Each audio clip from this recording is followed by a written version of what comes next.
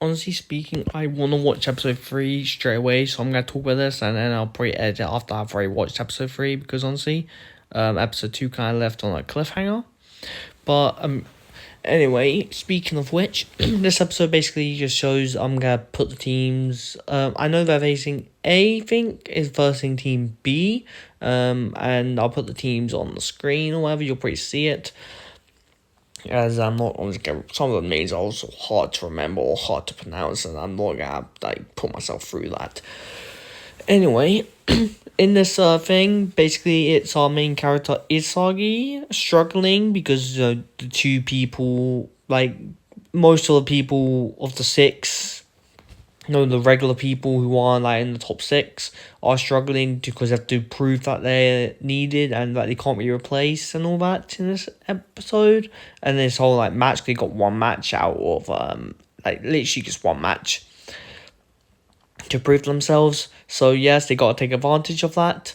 And basically this whole episode shows how good the 4 are. I will say they glaze the living hell out of all the 4 members. You got everyone saying, that is number 1 in Blue Lock. That is number 2 in Blue Lock. I'm like, okay, I get it. I get they're really high ranked in Blue Lock. You don't need to glaze them so much. Just glazing levels on solo leveling glazing. Anyway, yeah. A great episode kind of proves that he literally needs to prove himself and needs to take advantage of the situation, and that's basically where their cliffhanger ends, on him finding out a week of a situation he can take advantage of to stay in Blue Lock. I doubt, realistically, it would be the biggest plot twist. I haven't read the manga. It will be the biggest plot twist if the main character gets kicked out of Blue Lock. He's basically the main character. Everyone has their own thing with the main character. Of course, the ego thing. He's just also the puzzle thing where he can think of the situation. He works well with other people, and he's used his own how he works with thingy. So yes, yeah, that's basically all. If I had to give it a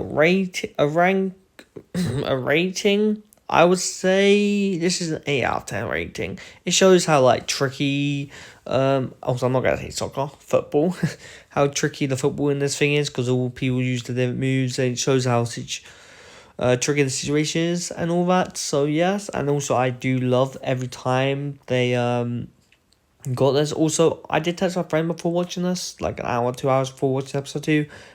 He did say episode 2's animation is worse than episode 1, until it's not too bad. It's not the best until the last 2 episodes. I don't really see the difference in animation personally, but I haven't watched season 1 in so long. The animation is fine just watching it as of right now personally for me, but that's just me. Anyway, make sure to subscribe, do all that great stuff. Like I said, it's a 8 out of 10 for me. And without further ado, I'll see you guys next time. Bye, guys. I will say, before I do end this video, I did end it, but this is future me from past recording, literally 10 minutes in the future.